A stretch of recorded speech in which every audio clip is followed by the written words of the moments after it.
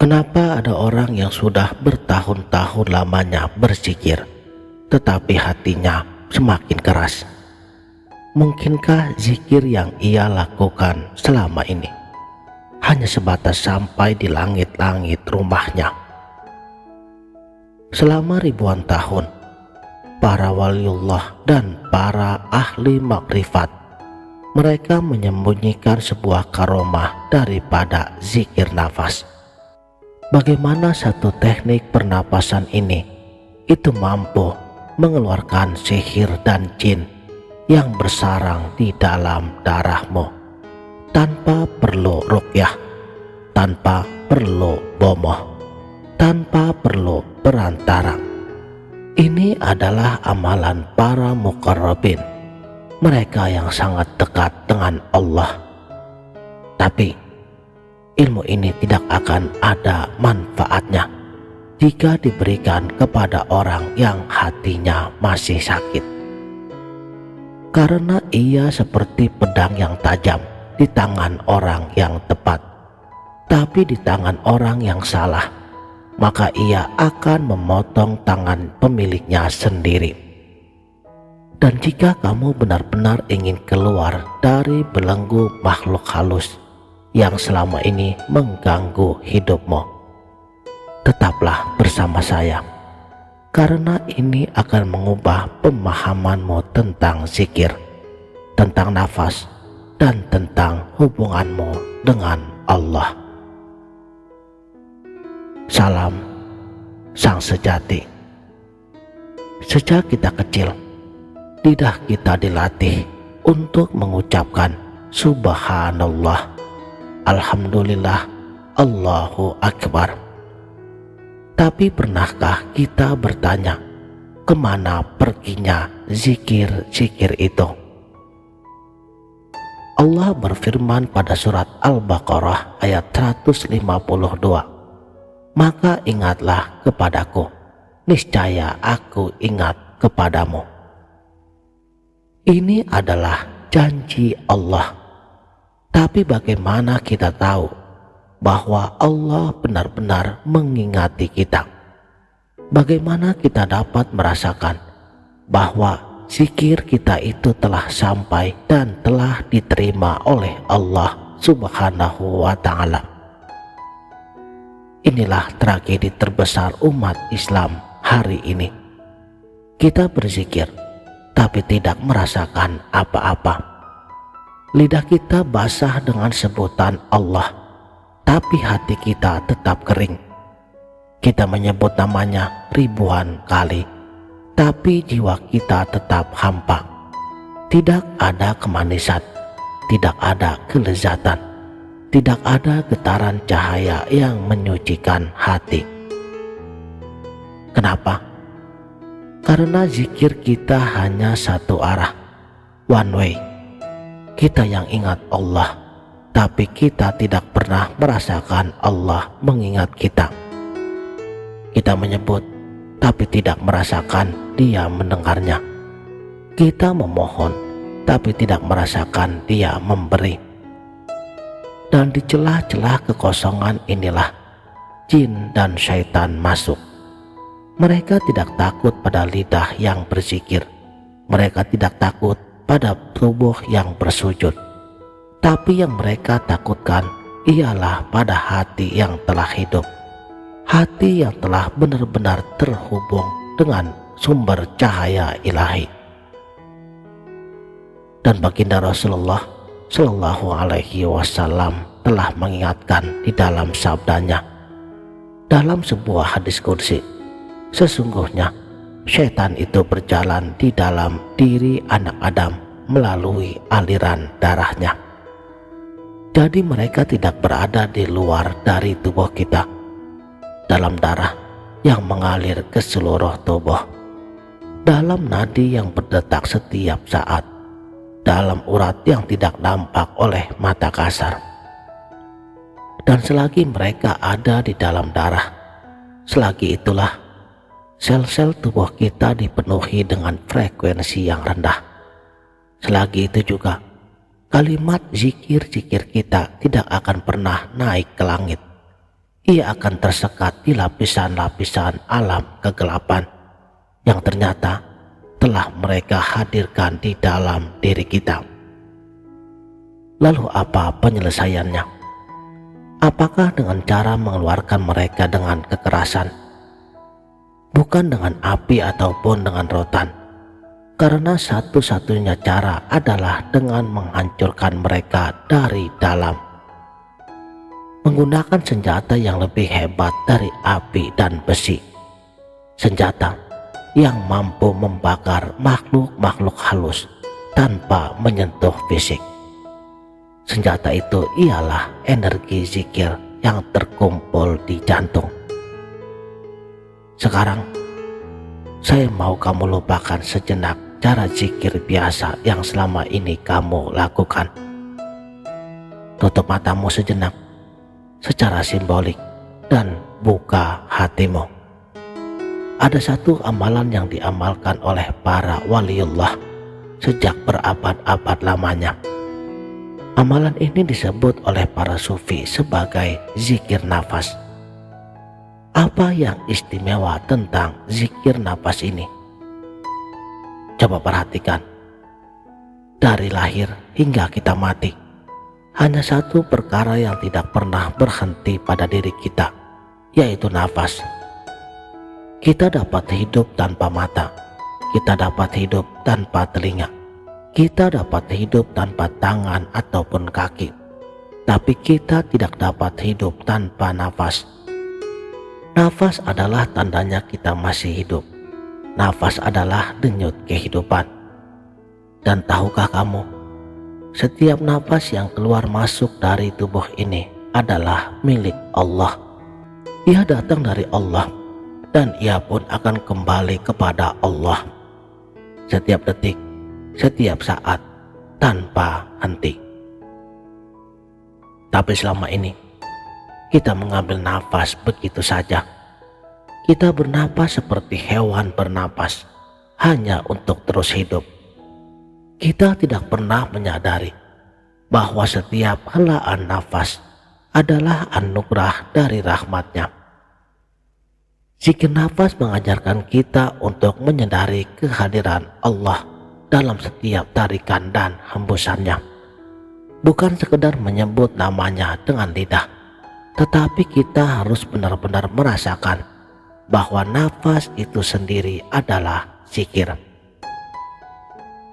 Para ahli muqarrabun menyebut zikir ini sebagai Ismul Zat dan Ismul A'zam, nama zat Allah dan namanya yang paling agung. Mereka menggabungkan teknik pernapasan tertentu dengan lafaz-lafaz khusus yang tidak boleh diajarkan secara terbuka. Tapi prinsipnya, ketika nafas ditahan, ketika zikir dipusatkan, ketika fokus diarahkan kepada satu titik, maka tenaga zikir itu tidak lagi tersebar ke seluruh tubuh seperti biasa, melainkan ia akan terkumpul. Bagaikan air yang tadinya mengalir kemana-mana, lalu disalurkan ke satu terowongan. Bagaikan cahaya matahari yang tadinya tersebar, lalu dipusatkan dengan kaca pembesar misalnya, sehingga mampu membakar kertas. Inilah yang dikatakan oleh Imam Al-Ghazali. Yang dilakukan dengan cara menahan nafas itu akan mempercepat proses penyucian hati, karena ia akan membakar sifat-sifat mazmumah, sifat tercela, dengan lebih cepat dan lebih sempurna.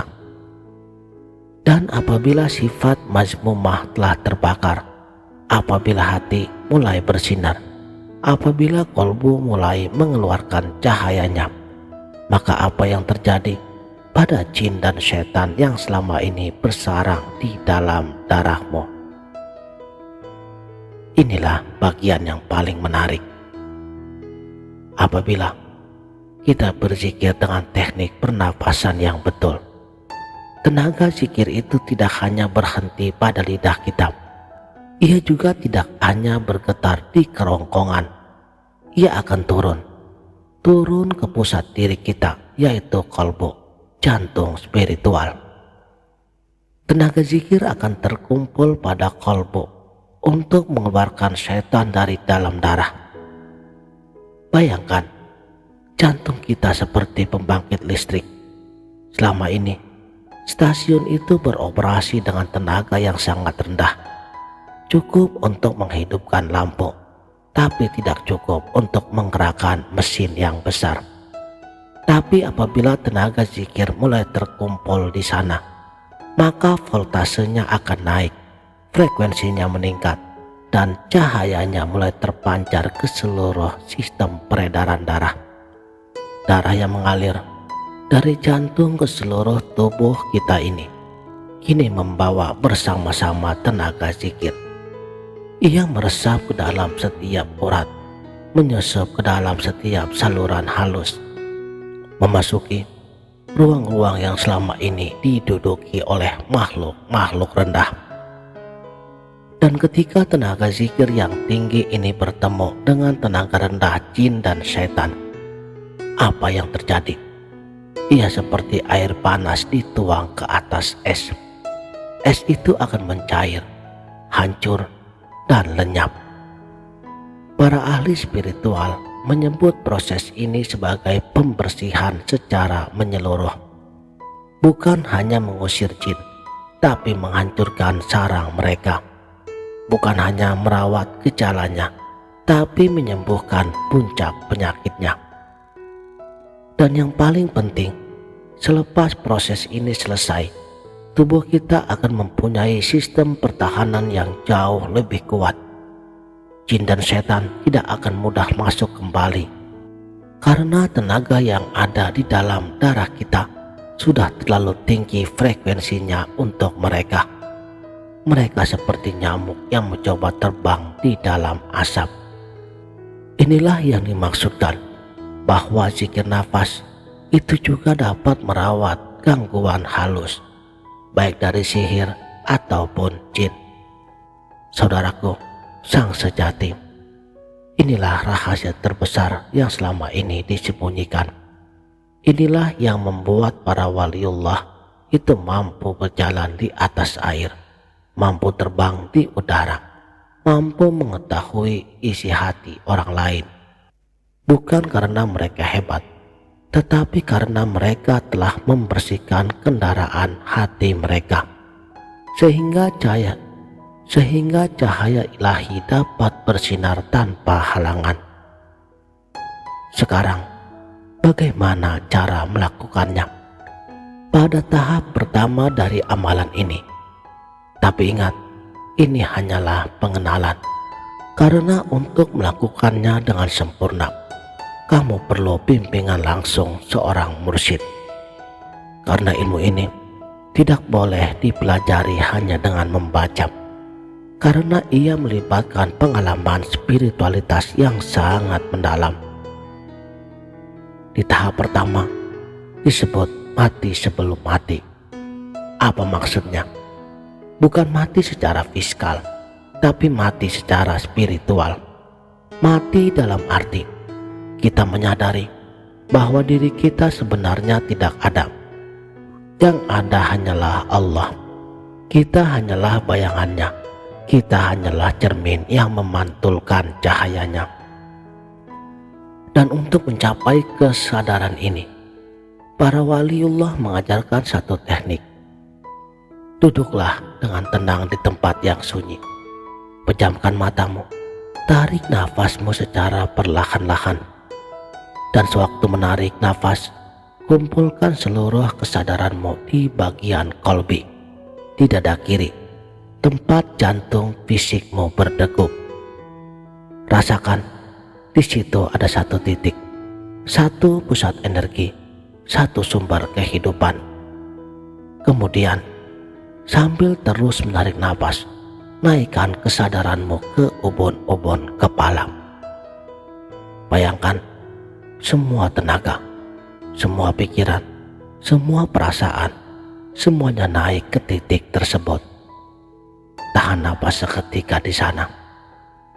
Kemudian, hembuskan nafas pun secara perlahan. dan turunkan kesadaran itu ke titik yang jaraknya 2 jari di atas pusat. Disitulah letaknya rahasia diri kita.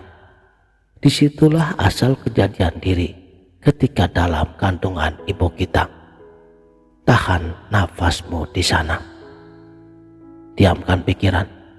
Jangan pikir apa-apa lagi. Hanya dengar. Dengarlah bunyi nafasmu. Rasakan. Pada saat itu kamu sudah tidak ada. Yang tinggal hanyalah Allah. Yang bernafas bukan lagi dirimu. Yang hidup bukan lagi kita. Karena yang ada hanya Dia. Inilah yang disebut memfanakan diri. Inilah pintu masuknya kepada pengenalan diri yang sebenarnya. Lakukan latihan seperti ini dengan istiqomah sehabis sholat fardu, karena dari sanalah mungkin kamu akan merasakan tubuhmu menjadi lebih ringan. Akan ada rasa getarannya, atau mungkin juga akan merasakan hangatnya tubuh di bagian pusatmu. Itu adalah tanda-tanda awal tenaga zikir mulai terkumpul. Setelah kamu mengakhir dengan tahap yang pertama, saatnya masuk ke tahap yang kedua, mengkosotkan diri di dalam af'al Allah.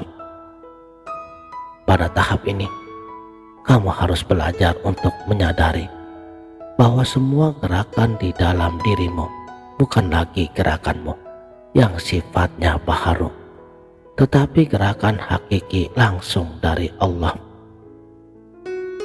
Coba lakukan ini. Lakukan latihan tahap pertama seperti biasa.